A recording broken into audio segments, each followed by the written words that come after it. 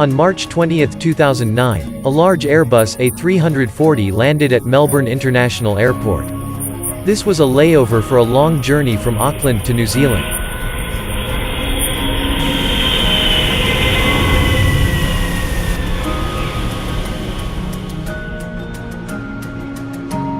After dropping off some passengers in Melbourne, the plane was refueled and loaded with cargo to continue its journey. The flight was operated by Emirates with the flight number EK407, and it was headed from Melbourne, Australia to Dubai, UAE. The flight was a distance of 11,600 kilometers and was expected to take approximately 14 hours to complete. The flight crew of the flight was not identified by Emirates to aid in the investigation. The experienced captain had logged 8,195 flight hours, including 1,372 hours on the A340. He held certifications to pilot multiple wide-body aircraft. However, he had not completed the required flight hours for Emirates in the previous month, and he only slept for 6 hours before the flight. Emirates requires pilots to have a full 8 hours of rest before flying. The first officer had logged 8,316 flight hours, including 425 hours on the A340. He had flown this exact route 14 times and held certifications to pilot the A340 and A330. Emirates Airlines pays their pilots a high salary, but their recruitment process is stringent to ensure that every pilot is the best possible candidate for the job. There were 275 people on board the plane, including 257 passengers and 18 crew members. On the night of the incident, the first officer was responsible for inputting critical data into the plane's computer, including wind speed, outside temperature, sea level pressure adjustment, takeoff weight, and other important parameters.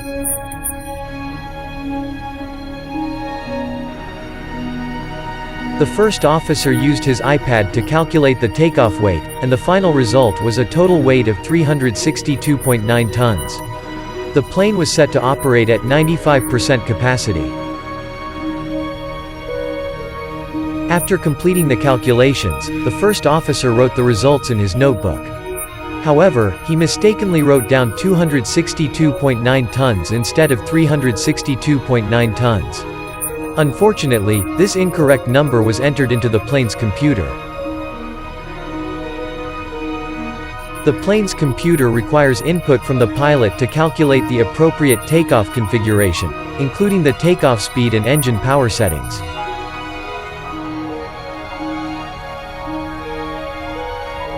The data is immediately provided to the pilots. The takeoff speed is 144 knots, about 266 kilometers per hour. The engine power during takeoff will be around 83.5%. The captain checks the co-pilot's data, but oddly enough, he doesn't notice that the weight of the aircraft has been input incorrectly.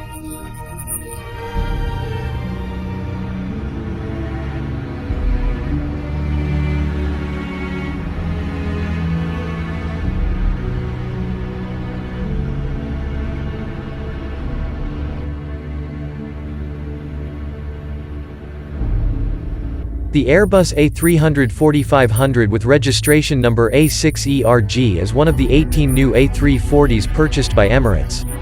It is equipped with luxurious interior in the business class cabin, with its first flight in 2004. After 5 years of operation, it has undergone 22,500 flight hours.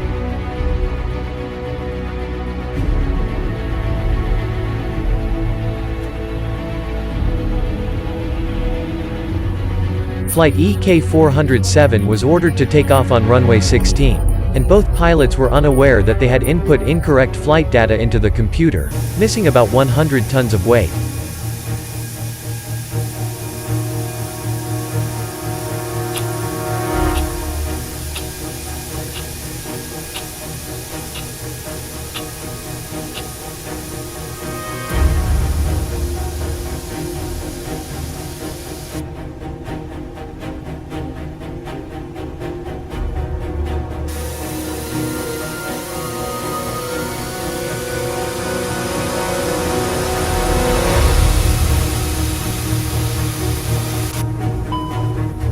The computer system interprets the data entered by the pilots, and the engine is powered up to 83.5%.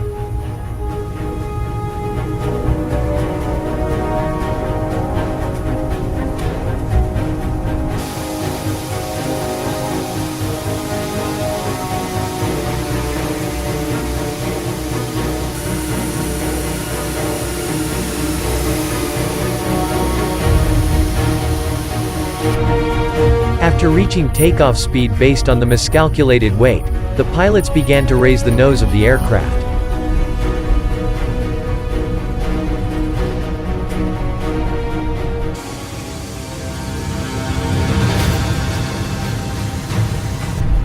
At this point, they quickly realized that the giant aircraft could not take off while at the end of the runway was a forest of pines. In panic, the captain pulled the control stick too hard, causing the tail of the aircraft to hit the runway with force, creating sparks.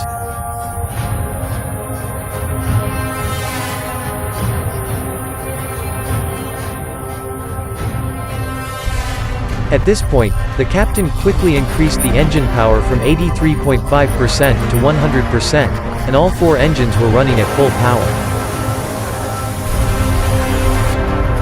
They couldn't take off even after the end of the runway, and the landing gear of the plane collided with the airport's landing lights.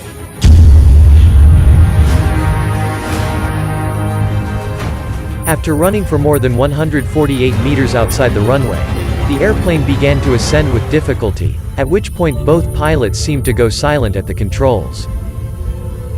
Flight EK407 was very lucky because if they had run another 100 meters, they would have crashed into the pine forest at the end of the runway.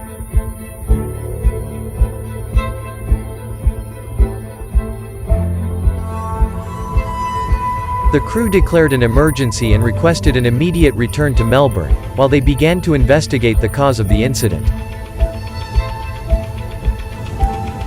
The lights in the passenger cabin were turned on after takeoff. Inside the cabin was chaos, with luggage leaving compartments and scattered on the floor. Flight attendants began to instruct passengers on the emergency evacuation process upon landing.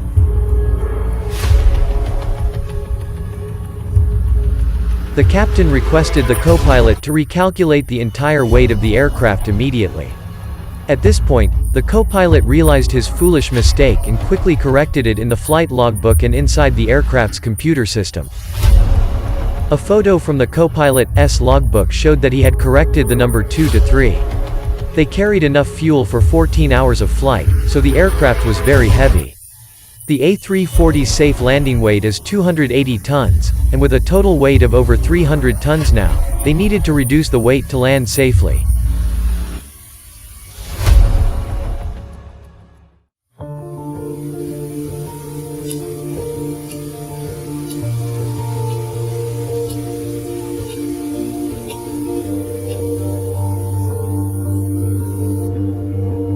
Nearly 20 minutes after takeoff, EK407 was flying at 7,000 feet over the sea near the city of Melbourne, preparing to dump about 60 tons of fuel.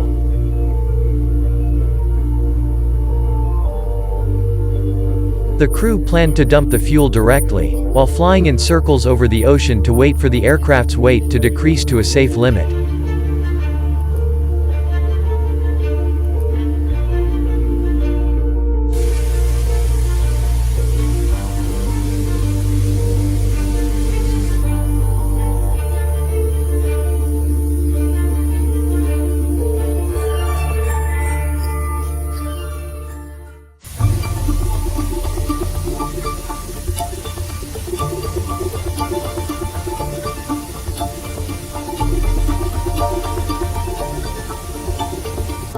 More than an hour after takeoff, EK407 was ordered to land on runway 32 at Melbourne Airport.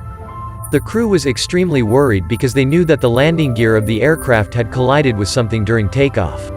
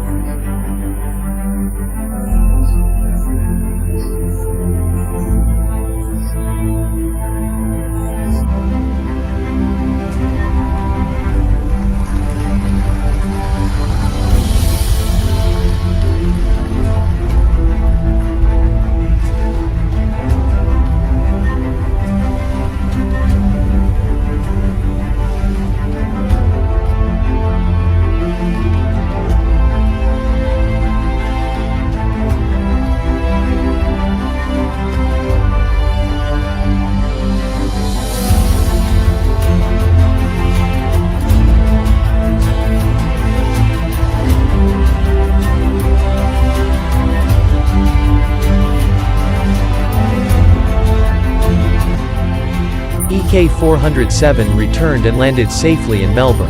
All 275 people on board were unharmed, but they had just experienced a flight they would never forget. The Australian Transport Safety Bureau launched an investigation into the accident. The Australian investigating agency assessed the incident as an accident, to highlight the seriousness of the situation. Australian officials exclaimed, "We narrowly avoided the worst aviation disaster in Australian history." Both pilots were asked to resign by Emirates. The captain of the flight also admitted that he thought everything would end badly when the plane exceeded the runway. The A340 was seriously damaged, with a major tear in the tail, a broken hydraulic pipe in the main landing gear, and many small cracks in the fuselage. After temporary repairs in Melbourne, it had to fly to Airbus headquarters in France for further repairs. The journey took about a week, during which the crew dared only to fly at an altitude of 12,000 feet, or 3,700 meters, and had to stop at many places along the way to check the aircraft's condition.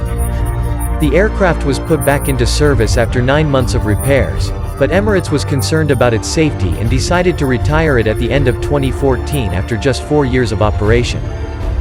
Please leave your thoughts in the comments section below the video. If you find the video helpful and informative, please support us with a like and a subscribe. We look forward to seeing you in the next videos.